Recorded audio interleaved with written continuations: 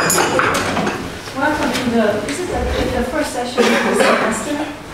I just found out that I'm not only moderating the talk of Patrick per se, but the whole thing. So I'm going to improvise. Let's be very pragmatic. Roughly, in the first hour of our meeting, we shall, the first hour will be dedicated to the talk and the introduction of the work of Patrick per se, and afterwards we shall proceed to the administrative part of the meeting, which consists in electing the new member of the executive committee. So I don't know if there is any other urgent information that has to be distributed. For the second part, he will take over from you and he will give the information. The part of taking over yet. Fantastic. Okay. So welcome all of you, and particular welcome to Patrick per se. This is a very special day today because usually the talks are delivered by scholars, scientists who are working in the framework of the Zukunftskolleg, but the Zukunftskolleg, as the older members know very well, also has a program of an artist in residence program, and the artist for this year is the gentleman sitting in front of me, and he has a very interesting profile. Patrick per se comes from France, and he's working in a very interesting and very dynamic field, which combines several fields. To put it very bluntly, this is more or less, as I understand, as an outsider, the combination of the man and the machine. So he has a training and activity, and I'm very curious about the contents in computing. But he also has an experience as an artist, working in various media, painting, drawing, and sculpture. And he has been, in the past years, he has been engaged in a PhD project at Goldsmiths College at the University of London, this project has been founded by a very prestigious foundation, the Laverhall Foundation. And the topic of the project is actually this interference and fusion and the problematization of a robot and a person. Patrick is interested in the drawing in a robot with artistic skills. So you can flavor the complexity and also the contradictions with this. Besides his artistic and intermedia activity, he also has an impressive record of publications, public talks, at no least prestigious places than the Victoria and Albert Museum in London. I mentioned the talks and invited lectures, exhibitions, also publications. Now, you can get the impression of a very erudite and versatile conoscente until you watch a video on his site. And I'm not going to talk about the contents of this video. I will just convey my confusion and puzzlement, because then I just got the impression that we have in front of us an illusionist. Not to mention maybe not a fraud, but an illusionist. So I think about Wolfgang Kempelen at the end of the 18th century, who impressed the whole European learned audience with his talking robots and the chess-playing automaton, until it was found out the whole thing was a fake. So I'm very, very curious now to find out who Patrick is. I should remove those videos from my side, I think. Yeah, just to say, in art it's very important to be truthful, but it's a very different truth from scientific truth. In art we can pretend. not in well, also in science, but not officially. Yes, when I was preparing my slides, so I put the titles for computational evocation of the drawing practice. Then I thought, no, that's not exact. So I put an embodied computational evocation of the drawing practice. And then I received an email with a proper title for the talk that I gave at the beginning, which is a robotic evocation of the drawing practice. Because the embodied computational system is a robot. That's a shortened name for it. So, yeah, I've been already introduced very precisely and maybe with too much details. So, yeah, I'm from Goldsmiths College in London. I co-directed the ICON project, so funded by the Level Trust. I co-directed that with Professor Foll-Lemarie. I also created and ran and lectured on the creative robotic course for the MA and MFA students in the computing department. And we take students with an art background and we give them computational skills. So we teach them to program robots and so on. So then like that they can do art pieces using technologies, but not only as users, but really as creators of software. Yeah, so here I'm an artist in residence. So I've been invited by Professor Oliver Davison. And I work with Thomas in the Mayer. So it's in the computer graphics group in the informatics department. And we work also with E-David. So E-David is this robot. It's a big industrial robot, very precise. Thomas and his predecessor have created a system around the robot and with the robot to make it, to give it the possibility of painting. A painting with brushes, not with a spray like they used to do on cars, or they still do on cars. So it takes brushes and there's all the things like that. It can pick up colors, so you can paint in acrylic and oil and inks, stuff like that. And what is good also is that they have made it possible to use visual feedback. So like that, you can look at what it's doing and take decisions on what to do next. So they have everything. I mean, it seems simple like that, but it took what, 3 years to do those things. But anything to do with robots is complicated. With the software, when you solve all the bugs, it's fine. Because they live inside the computer. So you can solve, with a robot, you can never solve all the problems. Because they exist in reality, and reality is not predictable.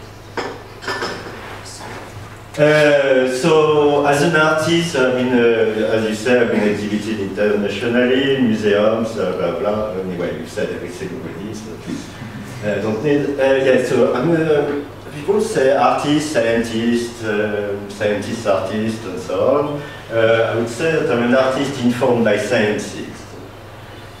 So I try to create robots with artistic skills. So my work is informed by research in perception, cognition, computer vision, cognitive computing, and robotics. So robots with artistic skills. So why would I want to do something like that? So people often ask me the question, and so if I'm bored, I answer, well, the best way I found to pass time.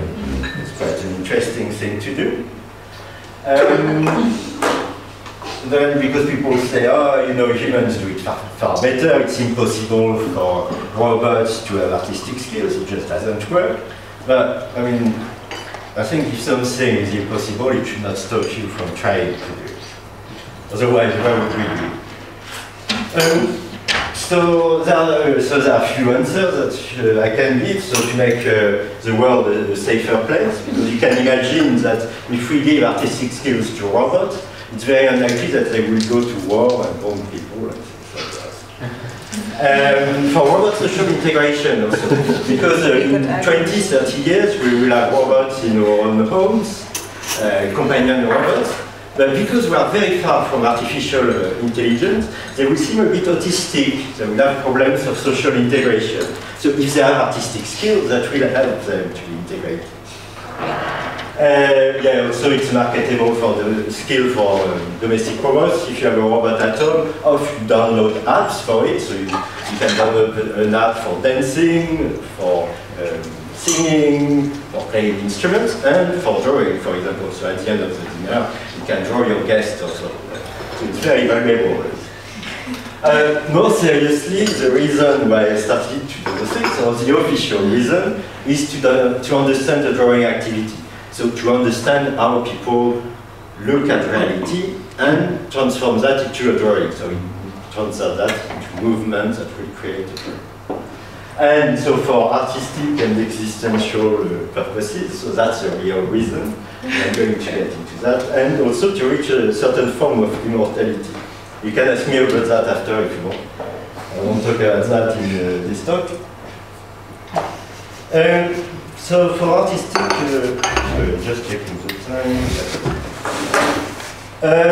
So I'm going to go back in time because the reasons why I'm doing this kind of thing is totally embedded in my life. I mean, there's a biographical element to my research. So when I was a kid, I got given this computer. So it's very simple things and very basic. Computers, personal computers have evolved a lot. So I was 10, 11 years old. So it was quite difficult to program. It was programmable in machine language. I didn't do much with this computer, but I got hooked with computing. So I decided to study computing, but I made a mistake. I studied business computing. And that was not at all what I wanted to do. So I studied, and then I don't think I finished, actually. I should not say that. So then I stopped. I decided to be a painter, and I moved to London. So again, French, I moved to London to become a painter. And so during the next 10, 12, 13 years, I painted as much as I could, with as much passion as I could. So I got some solo and group shows in London and Paris. But I never lived with my work. I saw a few things, but nothing. It was not nothing. So I always did stupid jobs for my passion. And but the problem is that after 12 years, I lost my passion for it. So after that, everything I did looked, I mean, I couldn't paint anymore. Everything that I did looked artificial because of passion, which was very problematic. Because I had already invested all my early adult life into that, so that disappeared.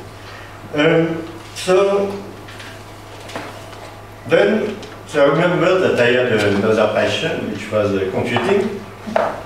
And so when I was a painter, I always tried to represent faces, to represent people, not do portraits, because portraits have all kind of social representation and things like that.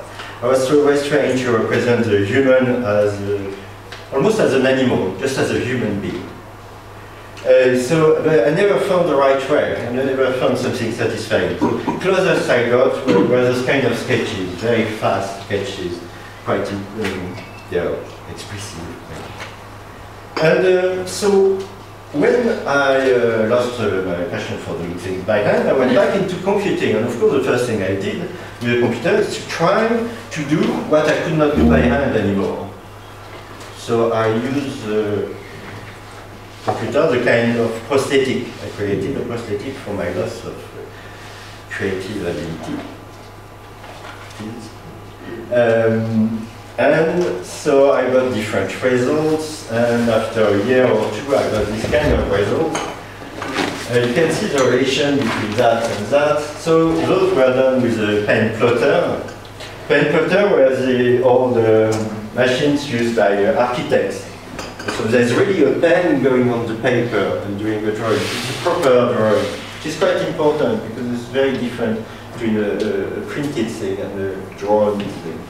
So I got those results, and from the from the beginning, what I've tried to do is not to get a specific result, but you try to implement processes, succession of processes, and always try to imitate what I was doing by hand. So the processes involved in that.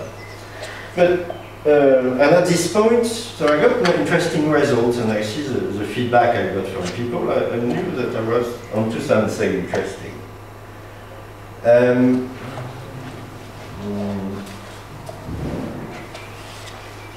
And oh yes, so at this point I realized that I was stuck because my knowledge of computing was limited. I just learned on the internet, because the internet by this time was there, so I learned by programming by myself. I learned a bit of image processing and things like that, but I knew that I would have to learn, for example, about computer vision, perception, and this kind of thing. And I realized that I had to have a more rigorous approach to my work and a more scientific approach. So I joined Goldsmiths and started to work with Professor Lemarie. And so I created a new system called ACOM1. I can't remember what it stands for, and I didn't choose the name. Yeah, anyway, it's called ACOM1. So it gives this kind of results, and it's still the same principle. I try to simulate the processes, the strategies I used when I was doing drawings. Quite interesting results, but those were totally simulated, so they were not drawn really, they were just internal to the system and then printed after if necessary. So I got those results, this kind of thing, it was working well, but those are not really artistic, they are more like illustrations. But during all this time I'm still not considering myself anymore as an artist. But because we had good results and already we had exhibitions and things like that, we thought, oh, it's a path worth pursuing, so we use that as a proof of concept, and so we did an application to get some funds from the Leverhulme Trust. We got the funds, which was very nice. Sorry, I'm just checking the time. Oh, it's fine. So, yeah, we actually got the, oh no, it's a bit further, sorry. So we actually, the thing we solved to get the funding is that we were investigating the observational drawing, the observational sketching. So using computational models to investigate that. So that's what we solved to get the funds. And it's what I did. It takes a long time to do this kind of thing because it's not really possible. First, we don't know how we draw, and to implement that in the computational model, it's very complicated. But it's research, it can take a long time. So at this time, I was still not considering myself as an artist, but I still had the nostalgia for that. So I thought at this time, people started to do what is called physical computing. So it's to use sensor, motors, and things like that to do things, to make things that move, that sense, and so on. But the prices dropped a bit more to do robotics, it cost lots and lots of money. So I thought, oh, maybe I'll try to do some installation with things that move, and things like that. So I started to experiment that, so maybe I'll do that as an art practice. And as soon as I started to work on that, I realized that I should try to build a robot that is able to draw. And then when I got it to draw, I said, oh, I'm going to integrate that to my main research. So it kind of got a mix between the two. So yes, so what I try to do is to build autonomous system. I didn't mention, for me it's very important that the systems are almost totally autonomous. You will see that I still help the robot, but so they are autonomous and they are capable of producing drawings that have an aesthetic or emotional effect equivalent to the effect produced by a drawing executed by a human. And I'm not trying to get a specific result. I don't want the result, when you look at it from close, to look like it's done by a human. That's not the point. I want, when the person observes it, to get the same effect. After, when you look at it precisely, when you focus your attention, it doesn't look like done by a human. It's what I was telling about truth. before an art. If I made a robot draw exactly like a human, it would be fake, because the robot arm has a different shape as a human arm, the way it thinks is different, and so on and so forth. So, yeah, that's drawing by Egon Schiele, self-portrait. So yes, I've been studying drawing, because at the end, when I was painting, I preferred to draw. It's far freer and it's closer to your brain activity. But, so about drawing.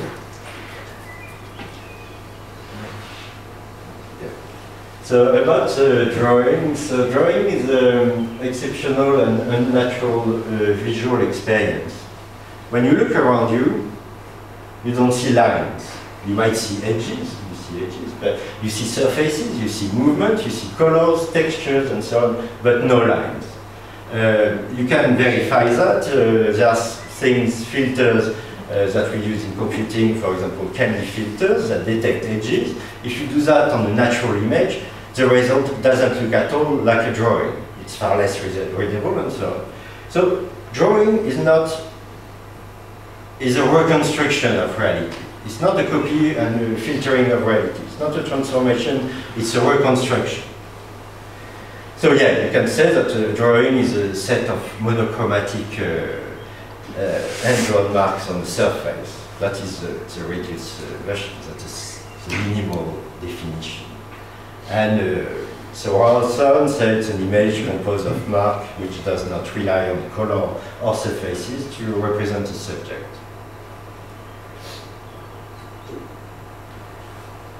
So the thing is, it seems easy to think, okay, you draw something, how you recognize that it represents a table or a face or something like that. But the problem is that we've seen that it's not the transposition of reality. It's something that is extracted and if you think about it, it's difficult to explain why it works, how it represents reality, how we understand it as reality. So at first, until the 1950s, 60s, 70s, we thought that it worked like language, as a conventionist in a way, in a symbolic manner. But then recent studies from, actually from the 70s and on, in the 60s, we have realized that infants, and also in tribes, also in Papua Guinea, there are some tribes that don't have a pictorial tradition. So they don't have images at all, they don't draw or anything. But we've seen that they understand drawings. Same thing for infants, they understand drawings, and same thing from kids. So, if they understand drawing, there are two solutions.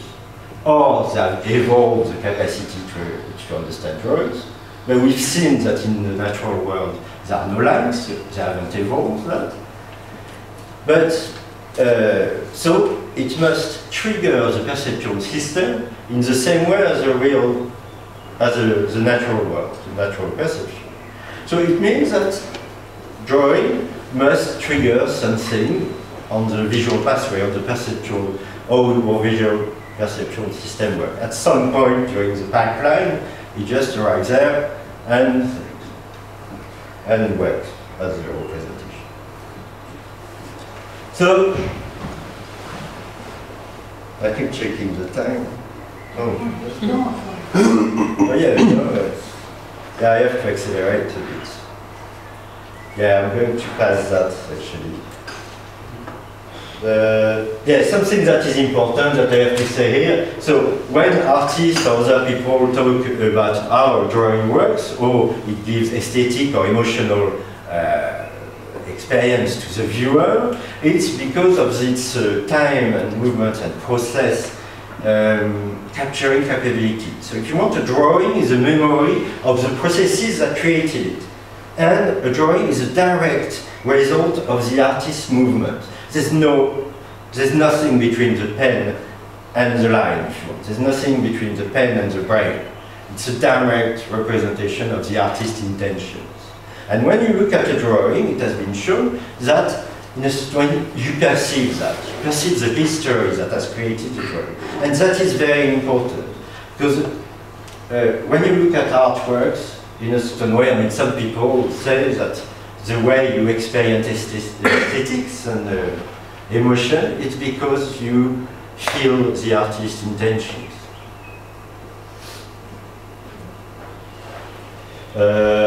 Yeah, I'm not going to talk about illusions, delusions. Yeah, okay, because I'm not going to have time. Yeah, what I was saying is that Paul, so the robot, so this version has no memory and no knowledge of what it's doing.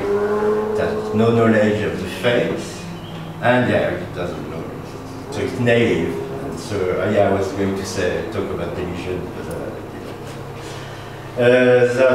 that's the kind of thing I'm trying to implement in the Icon project, so the scientific project, as a kind of thing. It's complex, so far I haven't done very much of that in reality, in the software implementation. So, as I say, I started to experiment with a robot as an art practice. So, the first time I showed my robot, it was not doing very good drawings, but I showed it in an art fair, and actually it didn't work during the first day. It was a disaster, it was a press. I was in bed, I thought, no. But as soon as it started to work, I had a queue of people, queues and queues. And during the weekend, we did 100 drawings of people. It was amazing. And I realized the power that robots have on humans. Because the thing is, you know, in movies that things are bad. Yeah. I mean, not all the time, but human robots relations are very interesting because we trust robots. And that's very dangerous, actually. But yeah, we naturally trust robots. Strange. Well, there are some explanations for that.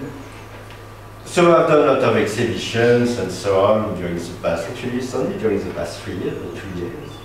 So that's one of the last exhibitions I've done. So there are 5 robots there, and you can see the portraits that have been done that. So that was an exhibition sponsored by Tate Modern in London. You can see some images of the robots. That was the previous exhibition, that was the first solo show. Now, I mean, kids really love robots. I mean, it's a good thing because so it's a robot. People love robots. Kids do love robots, and it draws portraits. People are vain. They like to have their portraits done. So it's a winning thing for me. So that's the kind of drawings that the robot does. So you can see, I mean, it's quite constant, but it's quite varied too. It has a style, but it's not that repetitive.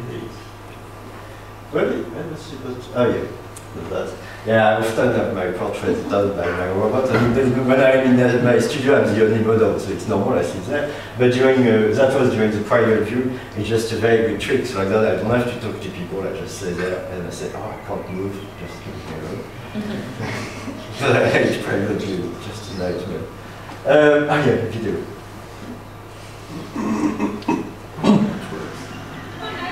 So yeah, so that's from the, yeah, I think the sound is good. So yeah, that was the exhibition in London, the last big one. So you can see there are 5 robots, the sitter sits in there. So yeah, I was saying that they're not totally autonomous. I still have to put the paper in it, and I have to carry them around, set them up. So I am the slave to the robot. You see, it's already starting.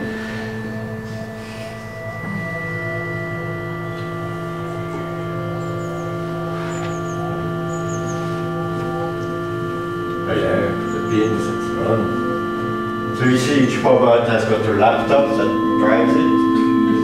They all have cameras, different types of cameras. They all have one arm.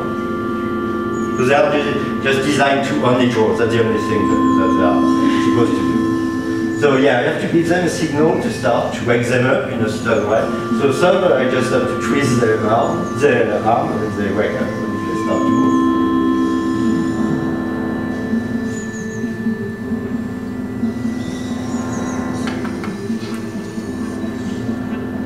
Some I have to knock.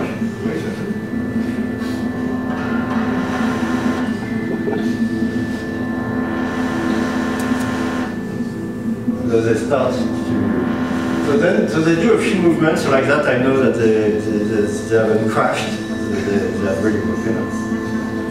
And then they look for the person with a camera, because the camera is on the palantir system. And then they focus on the person, then they start to draw. And you can see some follow the pen, the movements, yeah, they follow the pen drawing, and then they look at the person again. And you see I'm not a fraud. No, they really work on their own. The only thing that I'm a fraud, and I'm not a fraud, is that the first time I shot the robot, the thing that takes 20 to 30 minutes to do a portrait. And the first time, because I asked, it looks far better if the person is there, sitting there. At the beginning it was very painful, because you get very bored after 20 and 30 minutes if you are only something that draws. So to capture people's attention, what I've done is that regularly it looks at the person and looks at the pen, but it's not that it's fake. It doesn't do anything with the information that it gets. So I'm not a fraud. It's just part of the theater, because if you show robots, they become actors. And it's an installation, so you can lie, you can pretend and things. It's part of the game. You know, it's part. So yes, so it has finished the drawing. Oh, did we see the same side at the end?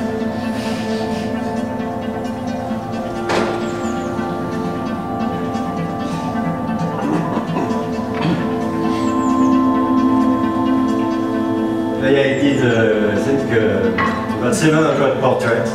Because the thing that I didn't realize is that if I have 5 robots doing drawings, we just end up with a big pile. I mean, I send them. People buy 1 or 2, not 5. I thought they would be, yeah, actually. Yeah, big piles of drawing. But since I started to, I mean, since it started to draw, I've done, I think, about 2,000 people. So 2,000 people I've sat in front of all.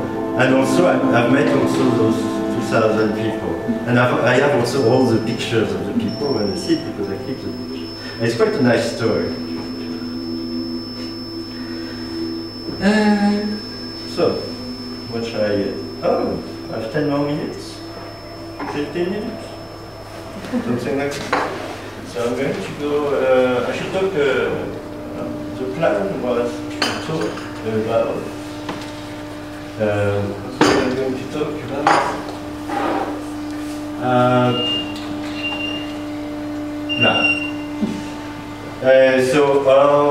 How does it work? So what is interesting when programming robots is that it forces you to consider problems under a different light than if it was only a computational system, non-embodied. You have to program it in a different way because problems become very different. And it's just automatic. And the way robots are programmed, I mean, contemporary robots, is that it's different processes that run at the same time and then communicate. So you can see that in Paul, so you have the main system, the sketcher, in a certain way that controls the drawing. And then you have different processes, so one that controls the motor planning, so that based on certain information, plan how it's going to do a line. That sends to the motor control, which is sent to the arm, and there's feedback also between the different processes to have control. And you have the vision, you have different processes that run continuously and communicate. So how Paul works. So, oh yeah, I didn't talk about that, but one of the reasons why drawing works as it does is because it triggers the early visual cortex, V1, in a certain manner. Because the early visual cortex is kind of react to edges in specific orientation. And there is a good simulation of that, computationally, which are called Gaba filters. So they react in the same way as a simple cell in V1. And so what in Paul, what it does, so with the perception of the sitter, it reduces at different scales the picture and runs those filters on it, and there's convolution, that's the right word, let's say run. And the responses from those filters are used to extract light that produces those drawings. I'm not going to show the small video here. So the first stage of the drawing does this kind of thing. Then after there's a shading process so the original shading process uses visual feedback, but internal visual feedback, not external like implemented with IDE. Where is it? Anyway. So the thing is that I've exhibited Paul in a lot of different contexts, and artists and critics and journalists, they accept that the drawings produced by Paul they work as drawings. So it's due to different things because I choose very good quality paper. I'm very careful about the layout of the drawing in the page and so on, so that adds to the perception of the drawing as a drawing and as a drawing of quality. So it's not fake, it's real. The lighting of the pose, because I didn't mention, but I control the lighting of the person. When the person sits, there is a light, and I control the light. And it's very important.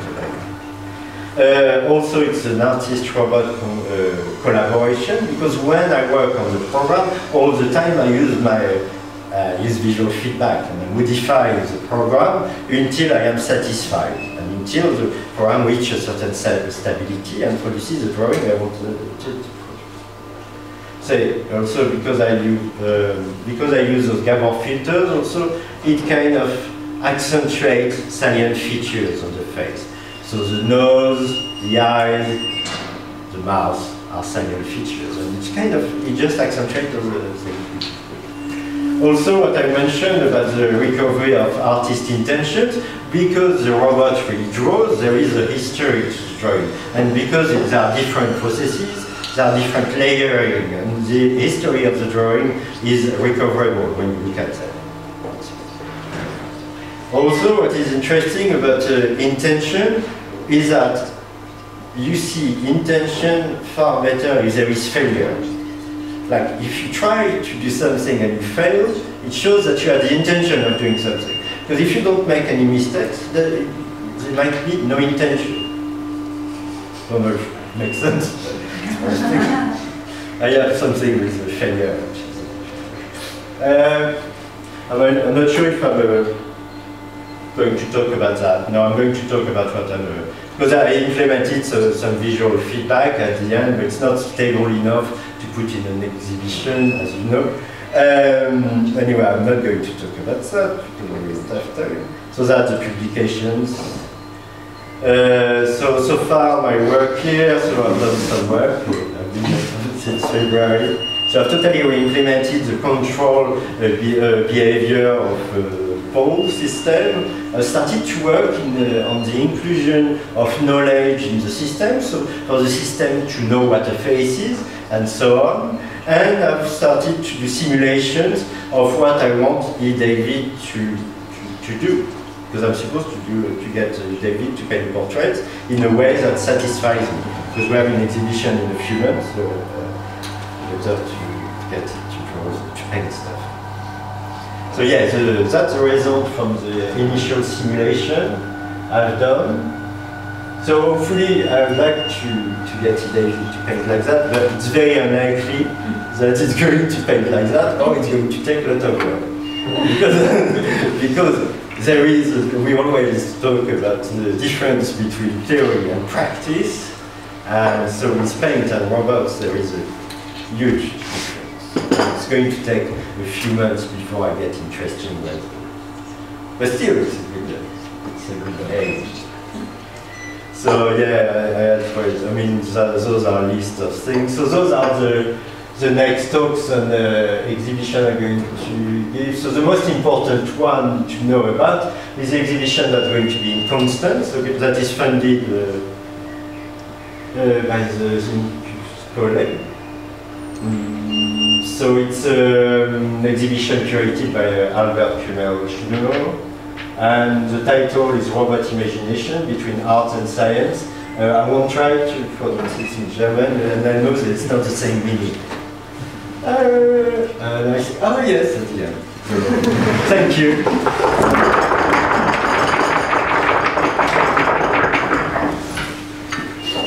Many thanks for this very brief but very rich presentation. If anybody wishes to start the question round. This is really fascinating, and I have a million questions, but I'll keep going. Can you explain to a layperson? So you have six paws sitting in front of you. I'm just speaking to here. 6 paws drawing a picture, but they all draw 6 different pictures. So can you communicate to someone who knows nothing about computer science why there's 6 different results? Well, that's very interesting, because they're exactly the same systems. So what is in the computer is exactly the same thing. So there is different angles, so different distances, but also, I didn't plan that, but I couldn't afford to buy cameras. I kind of took the cameras I had around my studio. So they all have different cameras, and that makes a difference. It's why they have different style. It's the same thing. If we have different perception, we do it in different manner. But that was a surprise. And the thing is that it's funny because people project things on robots. So they thought that they had different personality, that they moved in different ways. Totally untrue, but it's not my fault. Quick question, is there any communication between the 6 painters as such, or do they work on their own? They could communicate, but no, they don't. They could actually, I'm working on one installation where they will have some kind of little choreography, because it makes a very strong effect if they do movements at the same time. It looks very weird. Yep. So I wonder whether you plan to implement some kind of personality in internal world in each robot. I mean, what interests us often in art is how the internal sorts of the artist project on the picture. So could that be a project? Yeah, I mean, I'm not sure because artists have. Well, I'm trying to implement delusions. By that I mean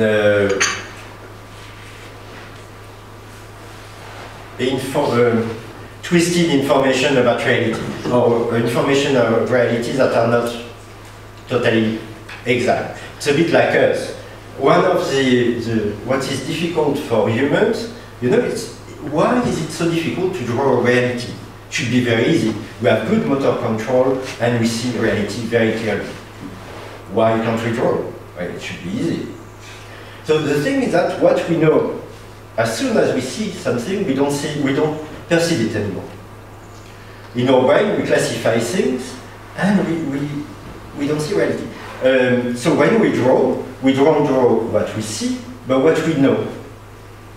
And it takes a long time of practice and so on to replace those schemata that are used normally. What we know about reality is either to recognize or to act, but not to draw. We haven't evolved to draw. Fair enough.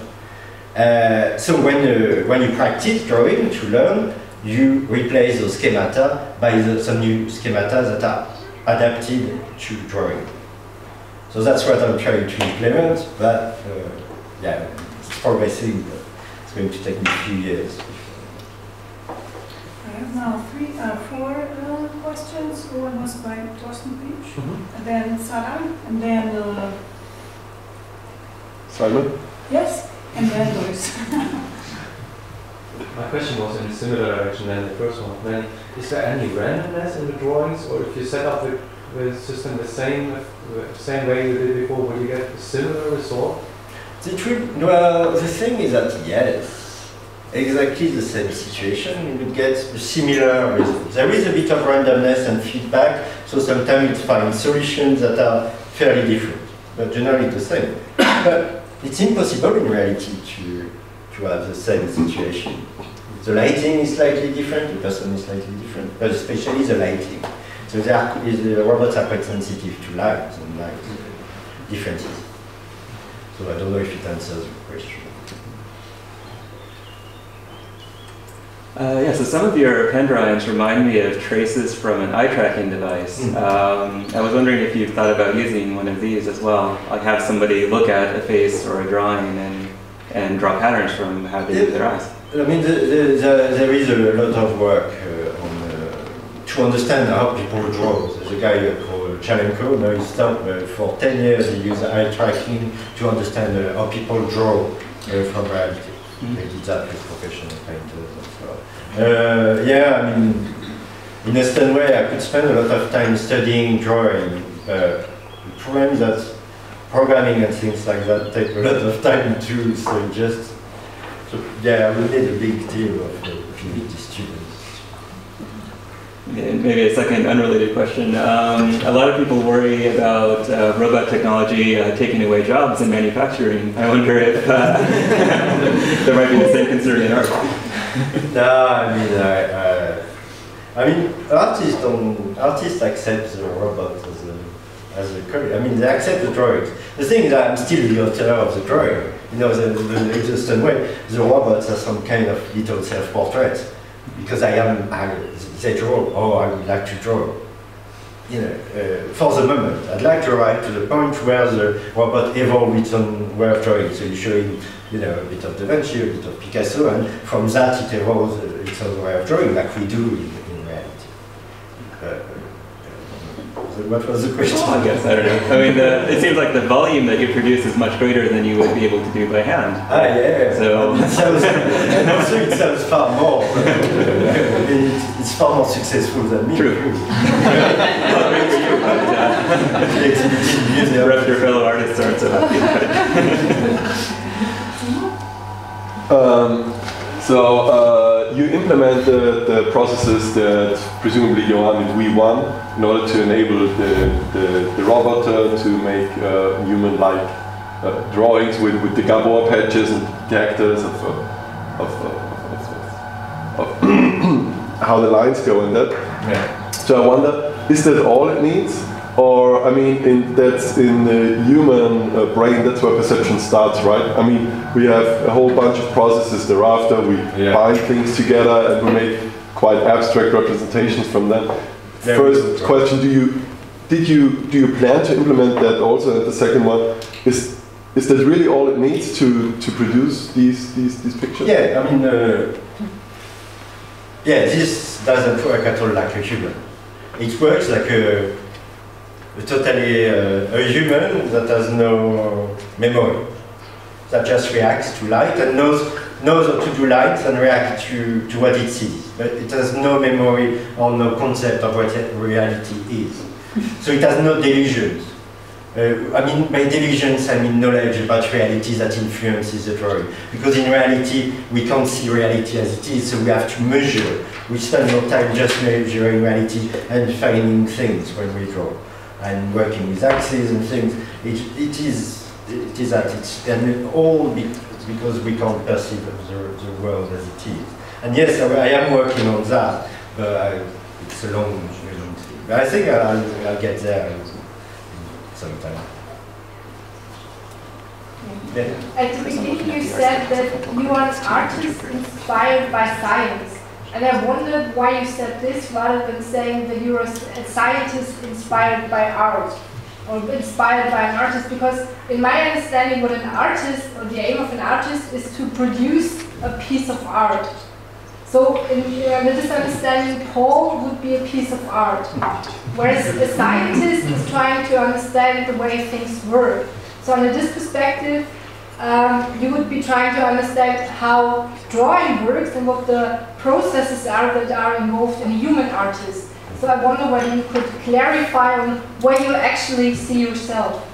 Well, when I'm amongst artists, I say that I'm a scientist. No, it's not totally true, but I mean it's true that Paul is my artwork. And I exhibit it as an installation. I'm recognized as an artist for that. So I have a reputation as that, but I publish papers that are scientific papers. But I have a problem with writing. I mean, my professor Frederick has more problems than me with my attitude to writing papers, but I have a problem about telling the truth about what the robot does in reality. But yeah, I mean, I don't know, it doesn't really matter. But, I mean, no, I'm more a scientist. I really use science. And yes, I try to understand how perception works, so people do things, but just because it's fascinating, and because I needed to do my artwork. I'd like to ask something, coming back to the question about randomness. Does it make a big difference? I noticed that you're using a camera to film a subject rather than just taking one photo of the subject and then using that. Have you tested it also just by using one still photo? Oh, actually, the system that I showed only used one picture. Oh, right. So I just don't tell that to the person who is still. Because it looks far better if the person is still. But people have seen that they stay very still. And even the thing is that even if I tell them that they can move because the robots look at them, they just freeze. And you can't help it. That even if something looks at you, you think that it looks at you. Even if they know that it's not true, they still. My question was about when the robot does how to stop. Is that because the robot is working on the basis of one taking picture? Yeah, I mean, it stops. It's a succession of processes and things like that, and there is a bit of feedback. So it's when an error is reduced to under a certain threshold that it stops, and then it stops when it's silent.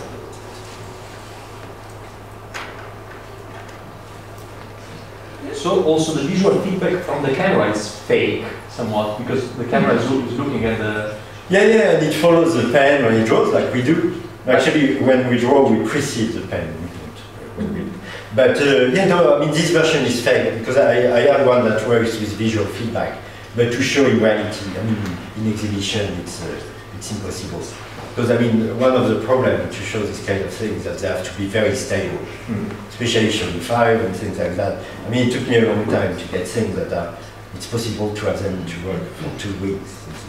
And they are kind of very cheap robots, they're not like David. But that would be really artistic, because it's not, obviously the robot knows how it's painting, but when the feedback, the perception of what he's painting is somewhat different than knowing. It has an internal visual feedback.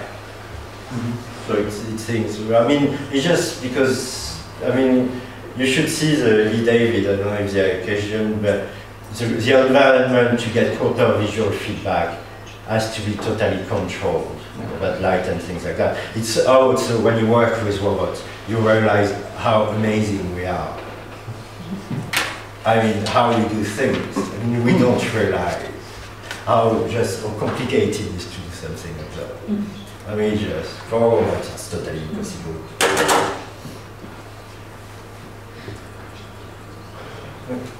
So I hope I will see you at the private view of the exhibition in September. Many thanks. Maybe one final question. I have a feeling very strong that you are very much playing with this impression of originality, but also the similarity, which is comes from reproducibility, but then also the reproductions are not perfect, so there is again some unintended originality. How does it relate to this topic that you introduced just on the margins at the beginning about this immortality? The immortality thing. Yeah, I mean, there is this French writer, I don't know if you know, Michel Houellebecq, and a few years back he was totally pro-cloning to reach immortality. So if you clone yourself and your clone clone himself and so on, you reach immortality. One of the problems with that is that you don't transmit your skills, which are kind of important, no, in psychology. So in Houellebecq they have to write their life and then blah, blah, blah. And that's really not good. And so my idea is that what I've done, I take the best of myself, which what gives pleasure to people, what people do drawings. I put it in a robot. If somebody repairs the robot, I become immortal. And I don't have all the sins and bad. So that's about immortality. Thank you. And one very last question. What is your next project, in case you lose interest in the robot project? Oh no, I mean, I can work on robots for a long time. I mean, so I have an exhibition at the Pompidou Center, overlapping with the one in Boston, which is a bit of a problem. But there the theme is love.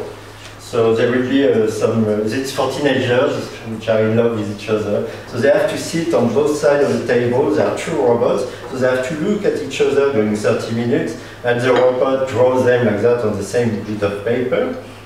And when the robots are not drawing people, they have little in-love behaviors. They look at each other, they have nice movements, stroking each other, drawing on the table little hearts and little men. That's the next. Thank you very much. Thank you.